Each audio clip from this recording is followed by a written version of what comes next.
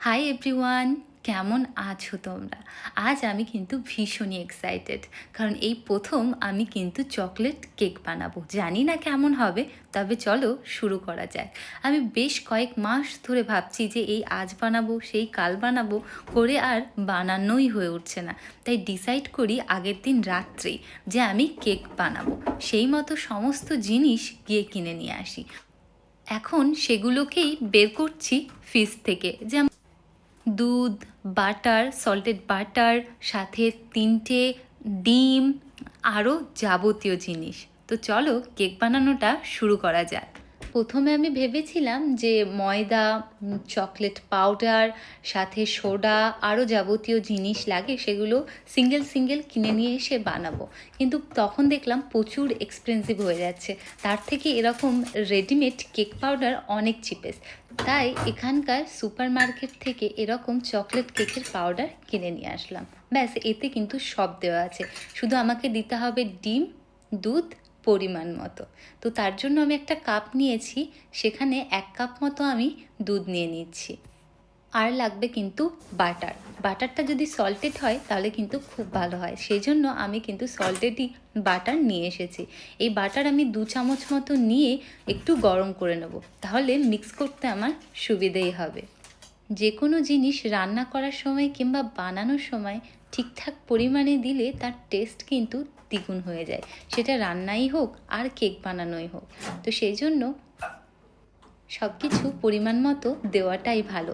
এদিকে বাটারটা আমি 1 মিনিটের জন্য গরম হতে দিলাম যাতে গলে যায়। ততক্ষণ আমি এই কেকের পাউডারটা এই বড় বাটিটার ভিতরে ঢেলে নিই। মানে একে একে যা যা জিনিস লাগবে কেকের বাটারটা বানাতে, সেগুলো সব একে একে ওই বড় বোলটাতে ঢেলে নিই।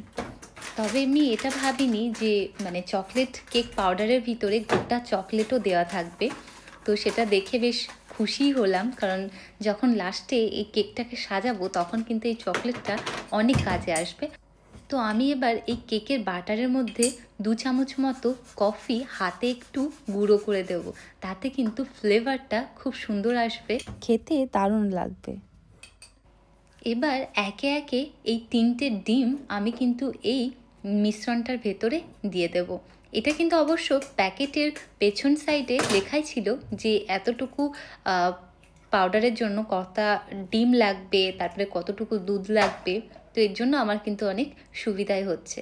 তো যে কোনো এরকম রেডিমেড কেক পাউডার কিনলে তার পেছনে যা যা লেখা থাকবে সেটা ফলো করলেই কিন্তু সেই পরিমাণে জিনিস দিলেই কিন্তু খেতে দারুণই টেস্টি হবে। তো আমি সেগুলোকেই ফলো করেছি।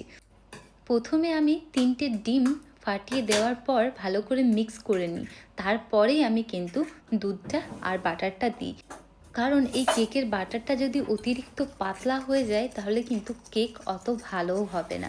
আর আমার কাছে কিন্তু এক্সট্রার আর কোনো পাউডারও নেই, সেই জন্যই আমি কিন্তু একটু মেপে মেপে আস্তে আস্তে করছিলাম, যাতে এই মিশ্রণটা খুব বেশি পাতলা না হয়ে যায়। দুধ দেওয়ার আগেই আমি কিন্তু বাটারটা দিয়ে দিয়েছিলাম। আমার ভিডিওটা জানি না কেন আমি চালাতে হয়তো ভুলে গেছিলাম, তাই আমি কিন্তু দেখাতে পারছি না। তবে কিন্তু বাটারটা দুধ দেওয়ার আগে দেওয়াটাই ভালো হবে, আমিও তাই করেছিলাম। এদিকে দেখতেই পাচ্ছ আমার কেকের যে বাটারটা সেটা একদম রেডি। এবার এটাকে আমি কিন্তু একটা পাত্রে ঢেলে ওভেনে দিয়ে দেবো হিট হতে। আর তার আগে আমি ওভেনটাকে কিন্তু একটু প্রি হিট করে নিয়েছি। 150 থেকে 180 ডিগ্রি টেম্পারেচারে করলেই হবে। এই মিশ্রণটা এই পাত্রে ঢালার আগে আমি ভালো করে পাত্র আর এই বেকিং পেপারটাতে কিন্তু ভালো করে বাটার লাগিয়ে নেব, তাহলে কেকটা যখন আমি বের করব তখন কিন্তু খুব ইজিলি বেরিয়ে আসবে।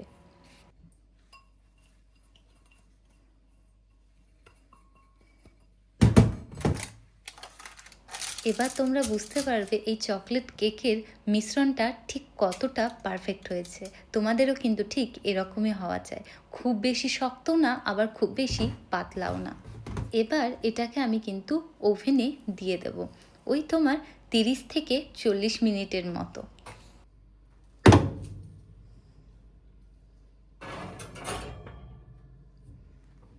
পুরো 40 মিনিট পর আমি কিন্তু কেকটাকে ওভেন থেকে বের করে নিই। তারপরে ঠান্ডা করে এর ওপরের পোর্শনটাকে কেটে আমি সুন্দর করে আলাদা একটা বেকিং পেপারের ওপর রেখে এটাকে কিন্তু আমি সাজাতে শুরু করেছি।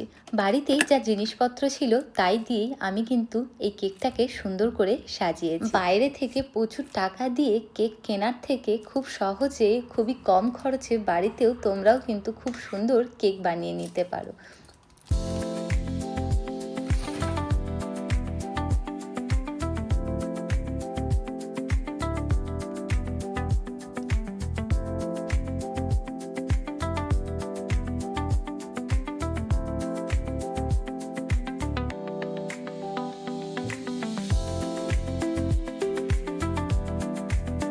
আর যে চকলেটটা ছিল সেটা আমি বাটিতে করে নিয়ে চকলেটটাকে গলিয়ে কিন্তু কেকটার চারিদিকে সুন্দরভাবে ডিজাইন করে দিচ্ছিলাম, তাও আবার এই চামচটার সাহায্যে, যাতে কেকটা দেখতে কিন্তু পুরো দোকানের মতো হয়।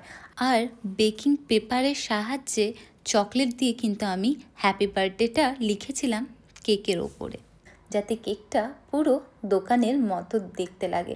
তারপরে তোমরা কিন্তু চাইলে যার জন্মদিন তার নামটাও ঠিক এইভাবে লিখে দিতেও পারো।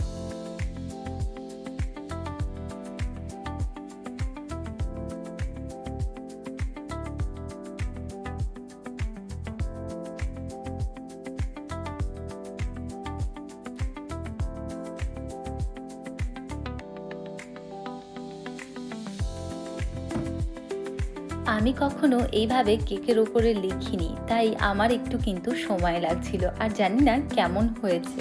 তোমরাও ঠিক এমনইভাবে কারোর বার্থডের জন্য কেক বানিয়ে নিতেই পারো।